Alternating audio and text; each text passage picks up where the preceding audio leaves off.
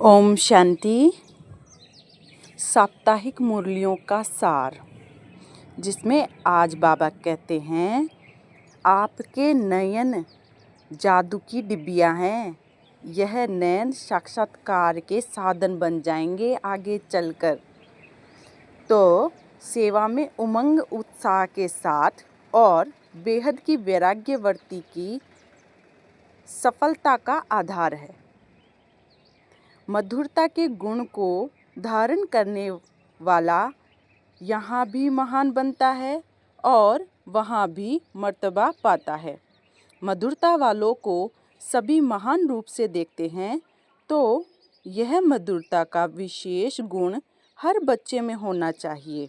मधुरता की मधु जिसके साथ है, उन्हें हर कार्य में सफलता ही सफलता है। उनके जीवन में असफलताएं मिट जाती हैं। आज का 1 अप्रैल की मुरली से स्लोगन है, मैं आत्मा सदा उमंग उत्साह से भरपूर और बेहद की वैराग्यवर्ती वाली आत्मा हूँ।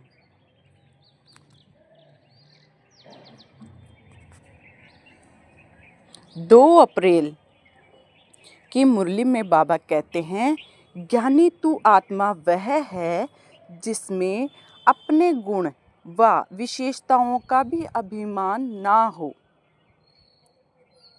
अर्थात मधुरता का गुण जीवन में तब आएगा जब अपनी व दूसरे की बीती को न देख अंदर के संस्कारों को सरल व नम्र चित्र बनाएंगे।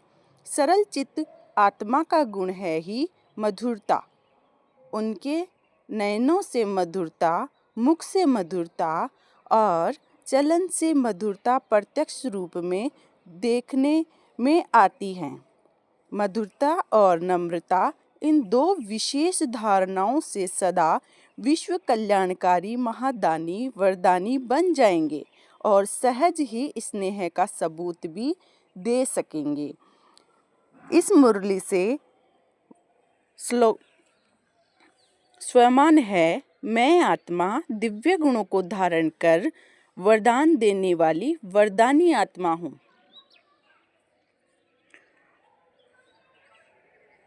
तीन अप्रैल की मुरली में बाबा कहते हैं, पवित्रता की शक्ति से अपने संकल्पों को शुद्ध ज्ञान स्वरूप बनाकर कमजोरियों को समाप्त करो। वाचा में सदा सत्यता और मधुरता हो तो वाणी की मार्क्स जमा होती रहेगी। मधुरता का गुण जीवन में है तो हर बोल मोती समान होंगे। ऐसे लगेगा जैसे बोल नहीं रहे हैं, मोतियों की वर्षा हो रही है। वे ऐसा बोल बोलेंगे जो सुनने वाले सोचेंगे कि ऐसा बोल हम भी बोलें। सबको सुनकर सीखने की, फॉलो करने की प्रेरणा मिलेगी। ऐसे मधुर बोल का वाइब्रेशन सर्व को स्वतः ही खींचता है। इस मुरली से स्वयमान है, मैं आत्मा पवित्रता की देवी हूँ, आकर्षण मूर्त हूँ।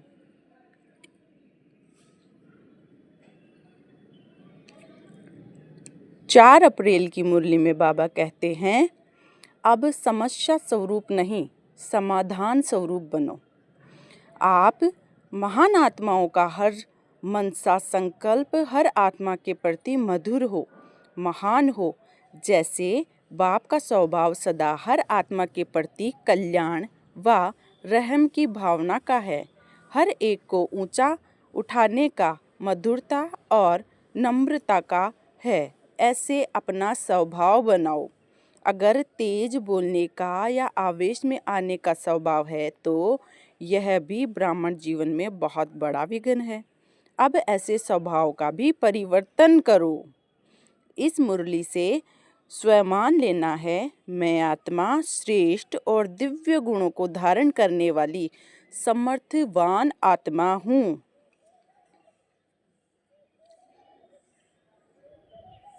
5 अप्रैल की मुरली में बाबा कहते हैं, कोई भी इच्छा अच्छा बनने नहीं देगी, इसलिए हमेशा इच्छा मात्रम अविद्या बनो। जैसे मीठा खाने और खिलाने से थोड़े समय के लिए मुख मीठा होता है, खुश होता है, ऐसे स्वयं भी मीठा बन जाओ तो सदा ही मुख में मधुर बोल रहेंगे। ऐसे मधुर बोल स्वयं को भी खुश करेंगे और दूसरों को भी खुश करेंगे। इसी विधि से सदा सर्व का मुख मीठा करते रहो। सदा मीठी दृष्टि, मीठा बोल, मीठे कर्म हो। 5 अप्रैल की मुरली से स्वमान लेना है, मैं आत्मा मास्टर ज्ञान सूर्य आत्मा हूँ।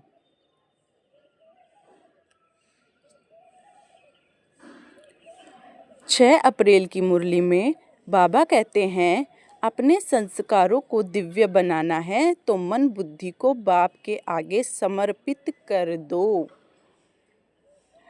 किसी भी आत्मा को 2 घड़ी मीठी दृष्टि दे दो, मीठे बोल बोल दो, तो उस आत्मा को सदा के लिए भरपूर कर देंगे। यह 2 घड़ी की मधुर दृष्टि, बोल उस आत्मा की सृष्टि बदल देंगे। 2 मधुर बोल सदा के लिए बदलने के निमित्त बन जाओगे। इस मुरली में बाबा ने स्वमान दिया है, मैं आत्मा देवकुल की पूज्य महान आत्मा हूँ।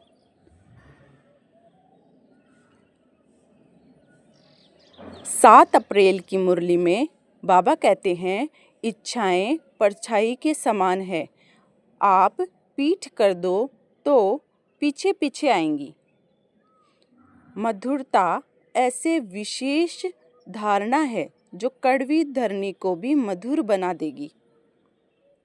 आप सभी को बदलने का आधार बाप के 2 मधुर बोल हैं, मीठे बच्चे तुम मीठी शुद्ध आत्मा हो। इन 2 मधुर बोल ने ही बदल दिया, मीठी दृष्टि ने बदल दिया। ऐसे ही मधुरता द्वारा औरों को भी मधुर बनाओ। यह मुख मीठा करो। सदा इसी मधुरता की सौगात को साथ रखो। इसी से सदा मीठा रहोगे और मीठा बनाएंगे।